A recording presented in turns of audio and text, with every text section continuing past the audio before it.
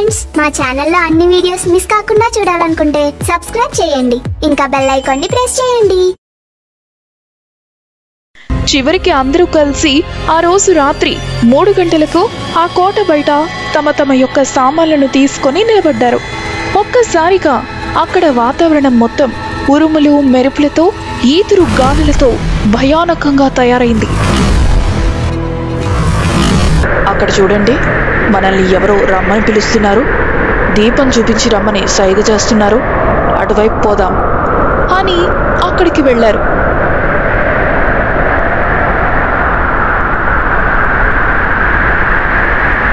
అక్కడికి వెళ్ళేసరికి అక్కడ లైట్ ఉంది, కానీ మనిషి ఎవరూ కనపడలేదు. ఒక్కసారిగా ఆ కోట తలుపులు వాటంతటవే తెరుచుకున్నాయి. కోట తలుపులు తెరుచుకున్నాయి. గబగబా లోపలికి పదండి, వర్షం పడేలా ఉంది. తలుపులు ఎవరు తీసుంటారు? నాకంతా అయోమయంగా ఉంది. అంత బాగా గాలి వస్తుంటే కనిపించడం లేదా? ఆ గాలికి తెరుచుకుని ఉంటాయి. నేను బాగా అలసిపోయాను, పడుకుంటాను. మిగిలిన వాళ్ళు కూడా మేము కూడా బాగా అలసిపోయాం, మేము కూడా పడుకుంటామని పడుకున్నారు. సరే, మీరు పడుకోండి, మాకు చిన్న పని ఉంది, మేము వెళ్ళి ఆ పని చేసేసి వస్తాం. రాజు, అరవింద్ వాళ్ళు తీసుకొచ్చినటువంటి కెమెరాలను ఆ కోట మొత్తం అమర్చి పడుకోవడానికి తమ గదికి వెళ్ళిపోయారు.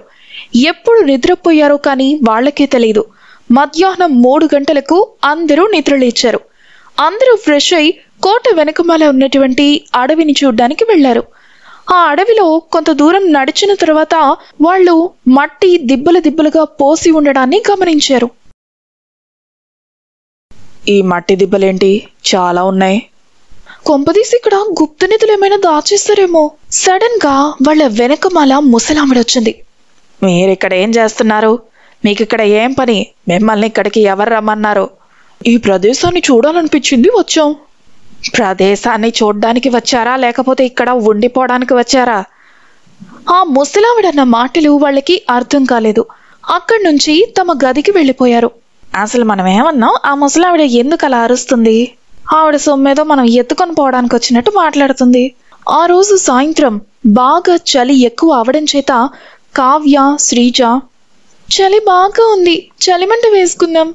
సరే, నేను వెళ్ళి పుల్లలు తీసుకొస్తాను అని కోట వెనుకమాల ఉన్నటువంటి అడవిలోకి వెళ్ళాడు. చాలాసేపైనా రాజు వెనక్కి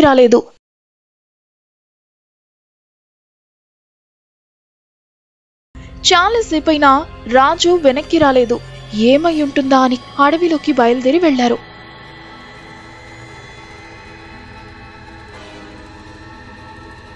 రాజు చెప్పులు, టార్చ్ లైట్ అక్కడ పడి ఉండడం చూశారు. అది చూసి వాళ్లకు చాలా భయం వేసింది. అదే సమయంలో పైనుంచి ఏదో దూకినట్లు అనిపించి వెనక్కి తిరిగి చూశారు. రాజు ఒక్కసారిగా వాళ్ళను భయపెట్టేశాడు. ఆ భయంతో వాళ్ళు కేకలు పెట్టారు. వాళ్ళ కేకలు విన్నటువంటి అరవింద్, రవి అక్కడకు పరిగెత్తుకు వచ్చారు. ఎందుకలా అరుస్తున్నారు? ఏమైంది? ఈ రాజుగడు మమ్మల్ని భయపెడుతున్నాడు. సరే, మనం పుల్లలేరుకొని పోదాం పదండి అని అందరూ కలిసి పుల్లలేరడం మొదలుపెట్టారు. అక్కడ కోటలో కావ్య ఒక్కటి ఉన్నది. అదే సమయంలో తనని పదే పేరు పెట్టి పిలుస్తున్నారు. కావ్య ఆ పిలుపు వస్తున్న గది వైపు నడుచుకుంటూ వెళ్ళింది.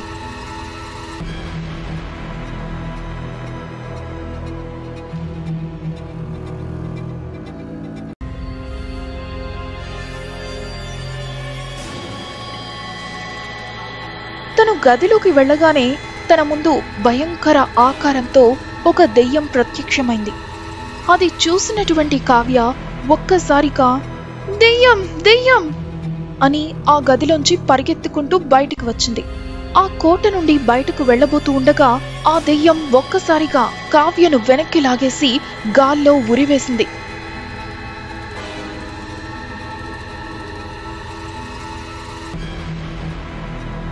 ఇదేమీ తెలియనటువంటి మిగిలిన వాళ్ళు తిరిగి వెనక్కి నడుచుకుంటూ వస్తున్నారు. ఆ కోట బయట వాళ్ళు తీసుకొచ్చినటువంటి కర్ర పుల్లలు పేర్చి నిప్పు వెలిగించాలి అనుకున్నారు. నేను లోపలికి వెళ్లి మ్యాచ్ బాక్స్ తీసుకొస్తాను అని రాజు లోపలికి వచ్చాడు. లోపల తనకి కావ్య ఉరివేసుకుని ఉండడం చూసి భయపడిపోతాడు.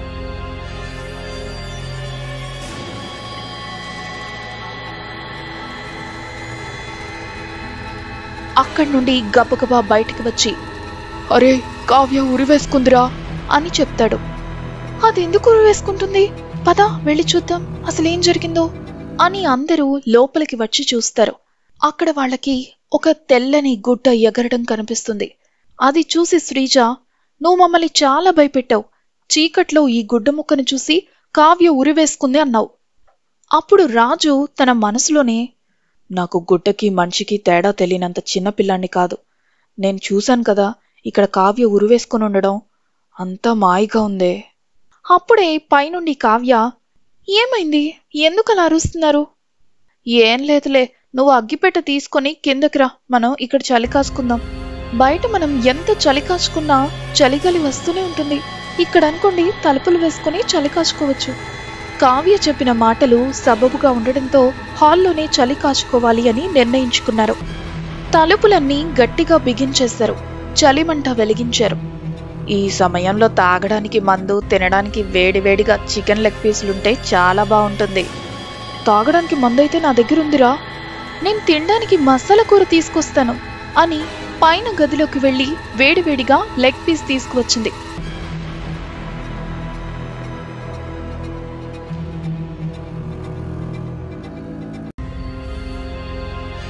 అరవింద్ ఆ లెగ్ పీస్ ని తిని చాలా టేస్టీగా ఉంది. లెగ్ పీస్లు ఎక్కడి నుంచి తీసుకొచ్చావు? ఎక్కడి నుండి తీసుకురావడం ఏంటి, నా కాళ్లే అవి, చూడండి అని తన కాళ్ళు చూపించింది. కావ్యకి కాళ్ళు లేవు. అది చూసిన వాళ్ళందరికీ మతిపోయింది. చూస్తూ ఉండగానే కావ్య గాల్లో మాయమైపోయింది. అక్కడ జరిగిన పరిణామం వాళ్ళకేమీ అర్థం కాలేదు.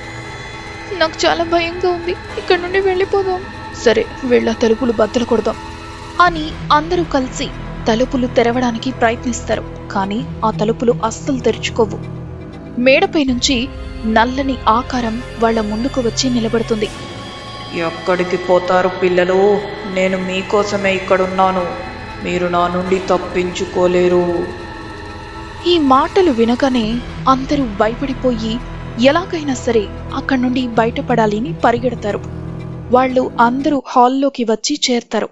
ఆ దెయ్యం వీళ్ల మీదకి దాడి చేయబోతూ ఉండగా హఠాత్తుగా ఆ బంగ్లా తలుపులు తెరుచుకుంటాయి. వాళ్ళకి మంత్రాలు చదువుతూ ఒక భైరవుడు కనిపించాడు. ఆ భైరవుడు మంత్రించిన విభూతిని ఆ దెయ్యం మీదకు విసిరేస్తాడు. ఆ దెబ్బతో దెయ్యం అక్కడి నుండి మాయమైపోతుంది.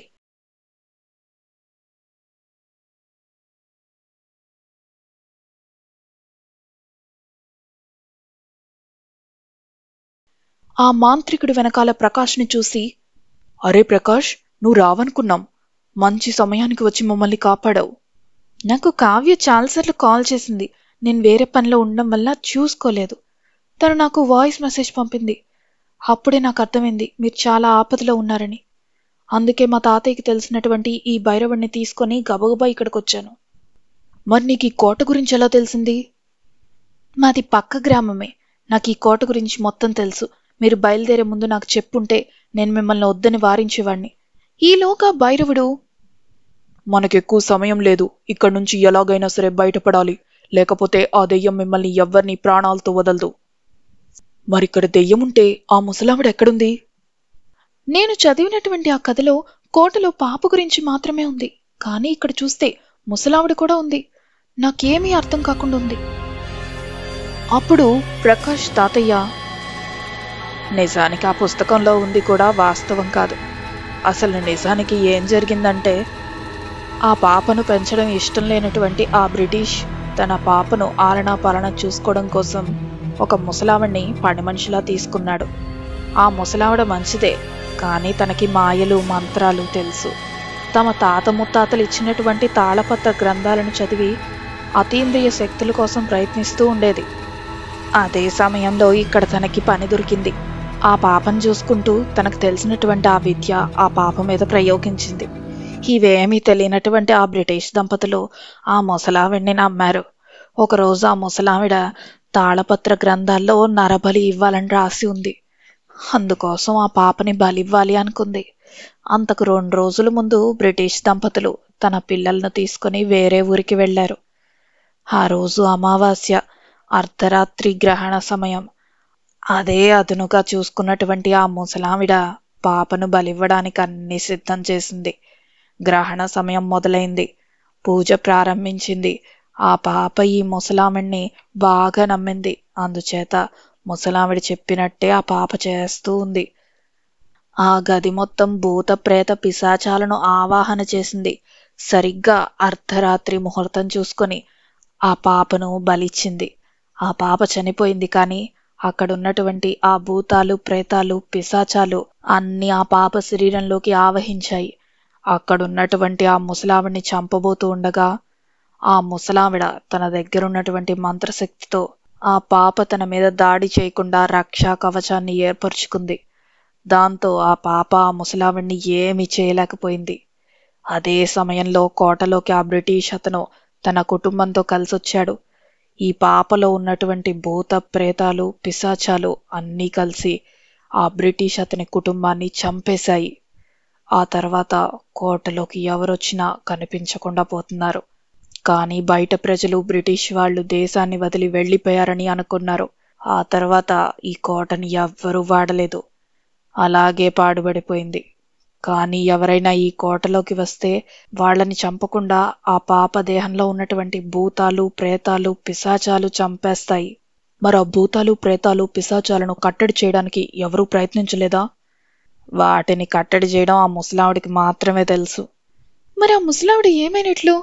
కానీ ఆ ముసలావిడ తన చుట్టూ రక్షా కవచాన్ని ఏర్పరచుకోవడం వల్ల అక్కడి నుండి కదల్లేక అక్కడే ప్రాణాలు విడిచింది. కానీ తను కూడా ఇక్కడే బందీగా ఉండిపోయింది. అందుచేత ఆ ముసలావిడ ఈ కోటలోకి ఎవరొచ్చినా సరే వాళ్లకు ఆ గది చూపిస్తుంది, ఎవరైనా తనకి విముక్తి కలిగిస్తారు అని. మరిప్పుడు మనం చేయవలసిన పనేంటి?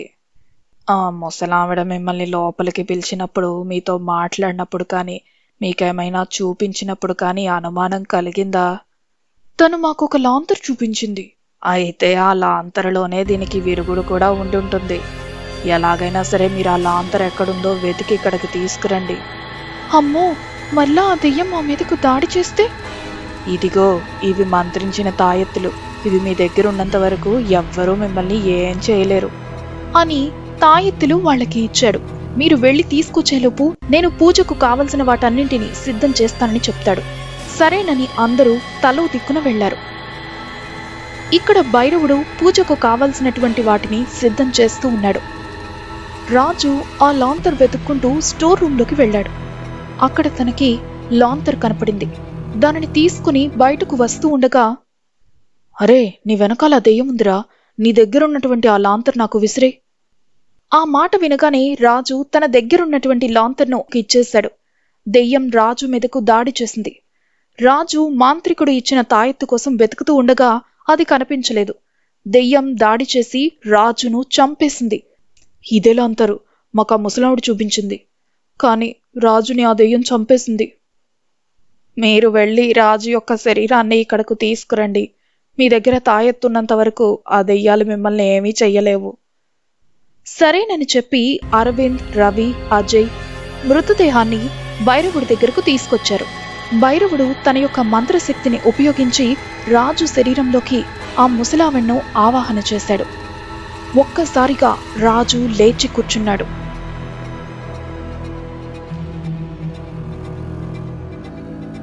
ఆ భూతాలను, ప్రేతాలను, పిశాచాలను నువ్వే రప్పించావు కాబట్టి నువ్వే వాటిని ఇక్కడి నుండి పంపించు. ఇదిగో లాంతరు, ఇదిగో లాంతరు అని తన దగ్గరున్నటువంటి లాంతరును ఇచ్చాడు రాజు దేహంలో ఉన్నటువంటి ఆ ముసలావిడకు. వీటిని కట్టడి చెయ్యాలంటే నరబలి కావాలి. నువ్వు నరబలి ఇవ్వబట్టే కదా అవన్నీ ఇక్కడ ఉండిపోయాయి. నరబలి ఇచ్చేటప్పుడు ఆ మనిషి దేహం నందు అంగవైకల్యం ఉండరాదు. నేనది చూడలేదు. ఆ పాప కాలి యొక్క చిటికన వేలు చిన్నప్పుడు ఎలుకలు తినేశాయంట. అది నాకు తెలీదు. నేను ఆ పాపను బలి ఇచ్చాను, అందుకే నేను చేసిన పూజ వికటించింది. అసంతృప్తితో ఉన్నటువంటి అవి ఆ పాపని ఆవహించాయి. ఇప్పుడు మీలో ఎవరైనా సిద్ధంగా ఉంటే చెప్పండి, వాళ్ళని బలి ఇచ్చి ఈ భూతాలను, ప్రేతాలను, పిశాచాలను ఇక్కడి నుండి పంపించేస్తాను. తెలిసి ఎవరు తమ ప్రాణాలను ఫణంగా పెట్టరు. నువ్వు చేసిన పిచ్చి పని వల్ల ఇప్పటికే చాలా మంది చనిపోయారు. అక్కడే ఉన్నటువంటి ప్రకాష్ తాతగారు, నేను బలికి సిద్ధంగా ఉన్నాను. ఆ మాట వినగానే ప్రకాష్, తాతయ్య ఏంటి నువ్వు మాట్లాడేది? నేనన్నీ చూశాను బాబు, ఇంకా చూడ్డానికి ఏమీ లేదు. మీరు చూడవలసిన జీవితం చాలా ఉంది. అందుకే నేను ఈ నిర్ణయం తీసుకున్నాను. ముసలావిడ మరలా మంత్రాలతో భూతాలను పిశాచాలను ఆవాహన చేసింది.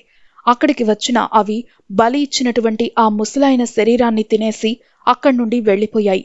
కోటకు ఉన్నటువంటి దుష్ట శక్తులు వెళ్లిపోవడం చేత రాజు శరీరంలో నుంచి ఆ ముసలావిడ ఆత్మ కూడా గాల్లోకి కలిసిపోయింది. చూస్తూ ఉండగానే రాజు శరీరం దానంతటా అదే కాలిపోయింది. పోయిన వాళ్ల గురించి ఆలోచించమాకండి. వాళ్ల కుటుంబానికి మీరు ఆసరాగా ఉండండి. మీకోసం వాళ్ల ప్రాణాలనే త్యాగం చేశారు. జాగ్రత్త అని భైరవుడు కూడా అక్కడి నుండి వెళ్లిపోయాడు.